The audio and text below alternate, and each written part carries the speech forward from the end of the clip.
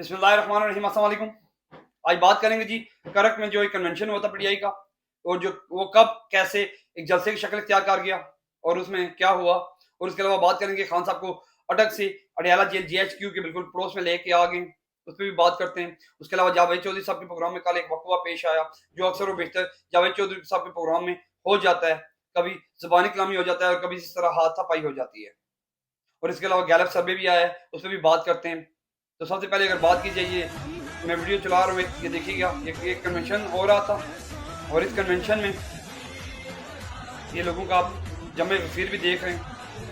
ये पीटीआई का एक कन्वेंशन किया हुआ था, वर्कर कन्वेंशन, और ये कब जलसे की शक्ल इख्तियार कर गया कोई पता नहीं चला। ये खाली दिखाने के लिए कि खान के नाम पे लोग किस तरह जोक द जोक आ रहे हैं। और यहाँ पे जब ये हो रहा था कन्वेंशन तो लोग ज़्यादा आ गए, तो पुलिस ने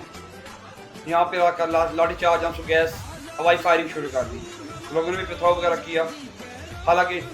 हम इससे पहले भी कह चुके हैं कि रियासत ने अगर आप लोगों को मना किया हुआ है कि आप लोग किसी किस्म का कोई जलसा जुलूस या रैली वगैरह नहीं कर सकते, तो मेहरबानी फरमाएं, आपने रियासत की बात माननी है।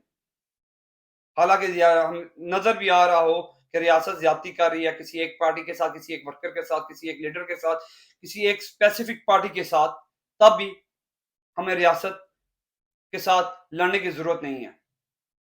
आइन और कानून के मुताबिक अगर चलें, अदालतें हैं। खैर, ये एक जल कन्वेंशन हुआ था और इस कन्वेंशन में भी मेरे ख्याल में हजारों की तादाद में लोगों ने पहुंचना शुरू कर दिया था और ये करक में हुआ था। मेरे ख्याल में जो सबसे ज्यादा तकलीफ दे बात होनी है वो मौलाना फजल रहमान की होनी है, क्योंकि मौलाना फजल रहमान का हल्का लगता है इसके साथ ही, और ये उन्हीं का इलाका बनता है। हालांकि जो गलबे सर्वे आया है उसकी भी मैं बात करता हूँ, उसमें भी बताता हूँ कि मौलाना साहब फजल रहमान साहब किस पोजीशन पे खड़े हैं और उनके साथ क्या होने वाला है। क्योंकि आज तो उनके जो होश उड़े हुए हैं वो बुरी तरह उड़े हुए हैं, क्योंकि एक तो जो गैलप का सर्वे आया है उसमें उनकी जो पोजीशन है वो मेरे ख्याल में बहुत नीचे है। और उसके अलावा ये दूसरा जो इनके अपने हलकों में इस तरह का पीटीआई की मकबूलियत देख के मेरे ख्याल में अब इनका तो बुरा ही असर हुआ होना है। और इसमें दूसरी बात ये कि खान साहब को अटक से लाया गया जी अडयाला जेल, अडयाला जेल ले आइए, चलें ठीक है। आप अडयाला जेल लाकर भी, हालांकि खान साहब ने कहा भी था कि वो अटक जेल में सेट हो चुके हैं, वहां पे वो वॉक भी कर रहे थे, सेटिंग भी हो चुकी थी उनकी, वो वहां से आराम से थे, लेकिन वहां से वो लेके उनको यहाँ पे आए तकलीफ देने के लिए, नफसियाती तौर पर गिराने के लिए। क्योंकि यहाँ पे आकर उनको वही जगह दी गई, कोई 8-10 फुट की जगह दी गई और वॉक करने के लिए भी इजाजत नहीं दी जाती, और उनको ना कोई प्रॉपर खाना दिया जाता है, ना प्रॉपर रहने की जगह है, और ना ही वहां पे जो जेल का अफसर साहब हैं वो उनके वकला को उनको मिलने दिया जा रहा है प्रॉपर तरीके से, और उनको कोई फैसिलिटीज कुछ भी नहीं दिया जा रहा। हालांकि बताया जा रहा था कि जी जब जडियाला जेल पहुंचेंगे तो ये एक्स वजी आजम साहब, हमारे सबका वजी आजम साहब हैं पाकिस्तान के, तो इनको क्लास जो मिलनी है वही क्लास मिलनी है, इनको एक पूरा रूम मिलना है, बाथरूम मिलना है, लोन मिलना है, जिस तरह बाकी वजरात को मिलती रही है, क्योंकि पाकिस्तान की हिस्ट्री रही है। क्योंकि जो भी वजी आजम की कुर्सी पे बैठा उसने जेल की यात्रा लाजमी की, और जब जेल की यात्रा की तो जेल भी खैर इनके लिए 5 स्टार होता था। ये पहला वजी आजम है जिसको जेल में भी एक आम कैदियों से ज्यादा बुरा असर किया जा रहा है जिसके साथ, और इसकी वजह क्यों है वो सबको पता है, नाम लेने की जरूरत नहीं है, क्योंकि नाम लेंगे तो बदनाम हो जाएंगे। वही बात है कि अगर हमने भी नाम लिया तो मुसीबत आ जानी है। लेकिन यहाँ में हमें पाकिस्तान के किसी कोई ऐसे एक बच्चा भी नहीं है जिसको नहीं पता कि ये किस वजह से हो रहा है और क्यों हो रहा है, और क्यों कौन कर रहा है और किस वजह से कर रहा है। उसके अलावा जी जावेद चौधरी साहब के प्रोग्राम में शेर शेर अफजल मरवत साहब की और फान साहब की लड़ाई हो गई थी जी। वो किस बात पे हुई थी? पहली बात, जावेद चौधरी साहब की तो पूरा इम्तियाज है कि उनके प्रोग्राम में लड़ाई हो जाती है, और वो चाहते भी कुछ ऐसे ही हैं कि उनके प्रोग्राम को टीआरपी मिले, इस तरह की मिले, चाहे कैसे भी मिले लेकिन मिले। लेकिन दूसरी बात कि जावेद चौधरी साहब के प्रोग्राम में अगर ये लड़ाई हुई है तो इस लड़ाई का शुरू क्यों हुई? क्योंकि जब अफानुल्लाह साहब किसी को, मुसलमान को यहूदी बार बार कह रहे थे, तो इस एंकर को चाहिए था कि वो खड़ा उनको चुप कराता कि मेहरबानी फरमाएं ये आप गलत कह रहे हैं। किसी मुसलमान को यहूदी कहना, अगर कोई बंदा इस दुनिया में मुस्लिम मज़ाहिब के लोग रहते हैं, एक्सक्यूज मी, मुस्लिम के मज़ाहिब के लोग रहते हैं जी, इसमें हिंदू हैं, सरदार हैं, क्रिश्चियन हैं, मुसलमान हैं, बुद्धिस्ट हैं, मुसलमानों में मुख्तलिफ फ़िरके हैं, यहूदी हैं। अगर किसी को आप यहूदी कह रहे हो तो आप किसी मजहब पे उंगली उठा रहे हो, जबकि हमारा कुरान ने हमें बताया है कि ना ही आप किसी और मजहब को बुरा कहो ताकि वो आप लोगों के मजहब को बुरा ना कहें। हाँ, जो कुरान में यहूदियों और इंसार के बारे में यहूद इंसार के बारे में जो बताया गया है वो अलहदा बात है। लेकिन इसका मतलब ये नहीं है कि आप एक मुसलमान को यहूदी कह के पुकारें या किसी एक मुसलमान है आप उसको किसी और मज़हब के साथ जोड़ते जाएँ विदाउट एनी रीज़न। आपने अगर सियासत पे बात करनी है, सियासत पे बात करें, अगर इमरान खान ने करप्शन किया, करप्शन की बात करें। बात हो रही थी नवाज शरीफ के आने की बात हो रही थी। उठा के आपने मुद्दा वहाँ से उठा के आपने यहूदी लॉबी और बूट पालिश वाली चीज़ पे लेके आ गए। ये तो एक आम सोशल मीडिया पे जो यंग जनरेशन है, चले वो आपस में लड़ते हुए अच्छी भी लगती है, लफ्ज़ों की गोलाबारी हो रही हो तब भी बात बनती है। लेकिन आप लोग एक टीवी शो पे बैठे हुए एक कौम को प्रेज़ेंट कर रहे हैं, एक पार्टी को प्रेज़ेंट कर रहे हैं, एक नज़रिए को प्रेज़ेंट कर रहे हैं और वहाँ पे बैठकर आप लोग एक-दूसरे के साथ इस तरह की लैंग्वेज इस्तेमाल कर रहे हैं और उसके बाद जो आपने हरकतें की हैं, चाहे वो प्यार शेर अफ़ज़ल मरवत ने की है, चाहे अफ़ान साहब ने की है, किसी ने भी की है, वो गलत है। आप क्या तासुर दे रहे हो? आप किसी हल्के के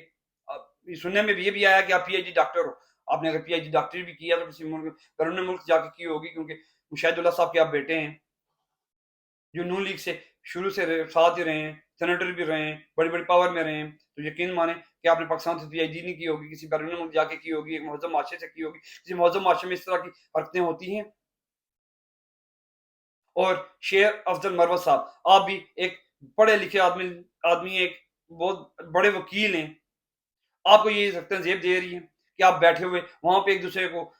बकवासात करें, गालियाँ निकालें, पूरी कौम के सामने, पूरी दुनिया के सामने और उसके बाद फिर एक-दूसरे को घूंसे मारना शुरू कर दें। किसने किसको मारा और किसने किसको नहीं मारा ये बात की बात है। इन दानों की हरकत, सकनात, जो भी हरकतें थी, जो भी इनके अल्फाज थे, मैं उनकी पुरज़ोर मज़म्मत करता हूँ और ये दोनों ने जो भी हरकत की है, ये इंतहाई बेफज़ूल, बेकार किस्म की हरकत है। ना किसी एक की मैं तारीफ़ कर रहा हूँ और ना ये किसी दूसरे की। सोशल मीडिया पे जो चल रहा है, वो ख़ैर आप जाएँ, देखें, आपको पता चल जाएगा। उसके अलावा गैलरी का सर्वे आया है, उसमें जी सबसे पहले जो ये देखें जी, खबर जा रही है उर्दू पॉइंट की भी, इसमें जी बताया गया था कि 88% अफ़राद ने पाकिस्तानी फ़ौज को मुल्क का अलग-तरीन इदारा करार दे दिया। खैर इस पे अल्फाज तो नहीं है, अब अल्फाज क्या कहें बंदा, अगर कहा है तो मेहरबानी फरमाएं, अब ये कोई पार्टी थोड़ा ही है। हालांकि जो सर्वे हुआ था वो ये आपकी स्क्रीनों पे चल रहा है, ये इस चीज पे हुआ था कि यहाँ पे कौन सी पार्टी ऊपर है और इसका क्या कौन सा लीडर ऊपर है इसमें। अगर इस टाइम सर्वे करना फौज के बारे में और फौज के बारे में पॉपुलरिटी बताना, फौज 100% हर पाकिस्तानी के दिल में बसती है और शुरू से थी। शुरू से हर पाकिस्तानी जो जवान हुआ था, जिस तरह हम जवान हुए थे, मैट्रिक में थे, इंटर में थे, तो हमारा जो पहला क्रश था वो फौज ही थी और अब भी फौज ही है। फौज को सर्वे में लाना, अवाम के बारे में पूछना, ये तो एक बहुत मायूब सी चीज़ है मेरे ख्याल में। उसके अलावा जी सर्वे हुआ जिसमें ये स्क्रीन पे आपकी चल रहा है, जिसमें इमरान खान साहब ने जी 61% से टॉप पे और नवाज शरीफ साहब और बिलावल साहब ये 36% पे, मरियम सफदर साहिबा जो हैं वो 34% पे हैं, शहबाज शरीफ साहब 32% पे हैं और मौलाना फजल रहमान 31% पे और आसिफ अली जरदारी 27वें नंबर पे हैं जी। ये पोजीशन है जी। Opinion about leader of Pakistan, ये और इसमें ये पॉजिटिव वो है और इसके बाद जी नेगेटिव जो इसमें सर्वे दिया गया वो भी दिया गया जी। ओपिनियन इसमें negative opinion about leader of Pakistan, इसमें बताया गया, इसमें सबसे जो एंड में आए पॉजिटिव पे, वो नेगेटिव में सबसे टॉप पे आपको नजर आ रहे होंगे 67% पे और जो जो पांचवें नंबर पे थे वो आप दूसरे नंबर पे आ गए जी, शहबाज शरीफ साहब 65% से और मरियम सफदर जो यहाँ पे चौथे नंबर पे वो तीसरे नंबर पे 61% पे। उनकी नेगेटिव जो रिव्यू इनको मिले वो इनको मिले और चौथे नंबर पे वो नवाज शरीफ साहब हैं और पांचवें नंबर पे यहाँ पे जो तीसरे नंबर पे आए थे बिलावल जरदारी, वो 57 नंबर पे हैं और जो मौलाना फजल रहमान पहले भी एक छठे नंबर पे थे, पॉजिटिव पे भी और नेगेटिव पे भी वो छठे नंबर पे 57 पे हैं और इमरान खान को 37% जो लोग हैं उन्होंने नेगेटिव रिव्यू दिए हैं इस गैलप के सर्वे में। और उसके अलावा जी गैलप के सर्वे में जो सबसे मुझे जो अजीब चीज़ लगी है वो इस तरह की लगी है कि यहाँ पे हर 10 में से 3 पाकिस्तानी ने गुज़श्ता 12 माह के दौरान खुद को दूसरों से लाख-तलाक महसूस, ये आप स्क्रीन पे जो महसूस करने की इत्तला दी है कि आप मुझे ये बताएंगे 10 में से 3 बंदे, वो किस वजह से कि मेंटली ट्रॉमा में से लोग गुजर रहे हैं, लोगों के जो महंगाई की वजह से हुए, बिजली के बिलों की वजह से हुए, उसके अलावा गैस के बिल देख रहे हैं, नौकरियों के हालात देख रहे हैं, नौकरियां रही नहीं है, हर बंदा बुरी तरह एक्सपोज हुआ है और मुल्क छोड़ छोड़ के जा रहे हैं, पढ़े लिखे अफराद मुल्क से धड़ाधड़ बाहर जा रहे हैं और कुछ समझ नहीं आ रही कि क्यों जा रहे हैं, जा क्यों रहे हैं उसकी वजह तो पता है। इस मुल्क को किस डायरेक्शन में ये हमारे सियासतदान लेके जाने की कोशिश कर रहे हैं, इसकी समझ नहीं आ रही। उसके अलावा जी ये ये सर्वे गैलो का सर्वे है, इन्होंने कुछ कहा भी हुआ ये कि Imran Khan was positive rating with 61% of Pakistani having a good opinion about him. At the second position is Nawaz Sharif and Bilawal Bhutto with 36% Pakistanis having a good opinion about both of them. उसके अलावा जी ये बताया गया जी कि majority 61% want Nawaz Sharif to return. ये 61% जो है लोग ये चाहते हैं कि नवाज शरीफ वापस आए, और 91% PML voter also want him to return, और 91% जो पीएमएल का वोटर है वो भी चाहता है ये वापस आए, क्योंकि अगर इलेक्शन हुए और नवाज शरीफ पाकिस्तान वापस नहीं आया हुआ है तो वैसे भी नवाज शरीफ की जो पार्टी है वो जमीन बोस हो गई, अगर वो वापस नहीं आया तो ये वैसे भी खत्म हो जानी है पार्टी। उसके अलावा जी ये सर्वे was conducted with around 2000 paper, ये 2000 लोगों के साथ इन्होंने किया था जी। ऑल फोर प्रीवियस में urban and rural areas of Pakistan error margin of such a survey is around 3 to 4% and 95% जो है वो ये ठीक है, और 3 to 4% उन्होंने बताया जी मार्जिन एरिया एरर हो सकता है इसमें, लेकिन 95% उन्होंने सेटिस्फेक्शन बताई है जी ये ठीक है। सर्वे आज तकरीबन 2000 बंदे उनसे इन्होंने सर्वे लिया है पूरे पूरे 4 सूबों में से जाके, मुख्तलिफ बंदों से, इतने अर्बन एरिया भी यानी गाँव भी है, देहात भी है और शहर भी है। आप देखें जी इस सर्वे को कितना क्रेडिबल बताया जा सकता है, फ्यूचर में बता दिया जाएगा। अपना रखूंगा ख्याल, के पाकिस्तान जिंदाबाद, अस्सलाम वालेकुम।